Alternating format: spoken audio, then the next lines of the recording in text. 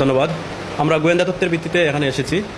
আমাদের বিজ্ঞ জেলা ম্যাজিস্ট্রেট স্যার আমাদেরকে পাঠিয়েছেন। এটা হচ্ছে আপনার ফরিদপুর পৌর এলাকার মধ্যে কাপুরা মাহমুদপুর এলাকা।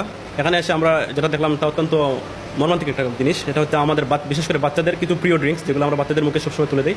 তো মানুষ নামের কিছু দুপেয় দত্ত বলবো আমি তাদেরকে কবির ভাষায়। এই অমানুষগুলো হচ্ছে বাচ্চাদের মুখে ক্যান্সার সহ বিভিন্ন জটিল যে রোগ হয়, এরকম রোগে আক্রান্ত হওয়ার মতো কেমিক্যালগুলো বাচ্চাদের মুখে তুলে দিচ্ছে।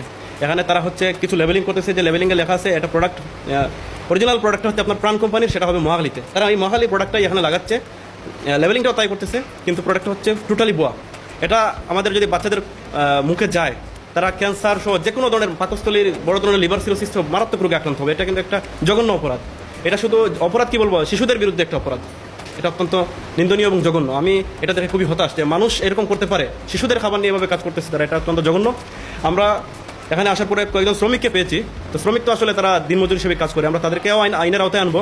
কিন্তু মেইন যে মালিক বা মেইন যে হুতা, তাকে আমি এখনো ট্রেস করার চেষ্টা করতেছি। যদি আমি তাকে পাই, আইনের আওতায় নিয়ে আসবো। এখন আমি ট্রেসিংয়ের চেষ্টায় আসছি। যদি তারপরেও আমরা হচ্ছে তাকে রেগুলার মামলা দিব। তার যে পণ্য যেগুলো আছে বিনষ্ট করার মতো, এগুলো আমরা বিনষ্ট করে ফেলবো। আর যেগুলো থাকবে এগুলো মামলার আলামত হিসেবে, যে মেশিনারিজগুলো আছে এগুলো মামলার আলামত হিসেবে থাকবে। এবং আমরা এটার কঠিন শাস্তি নিশ্চিত করবো। এই ধরনের অপরাধ, এটা আসলে মানবতা বিরোধী একটা অপরাধ। এই যে শিশুদের মুখে বিষ তুলে দেওয়া, এর বিরুদ্ধে আমাদের এই অভিযানটা খুবই কঠিন হবে এবং আমরা কঠিন ব্যবস্থা নিব।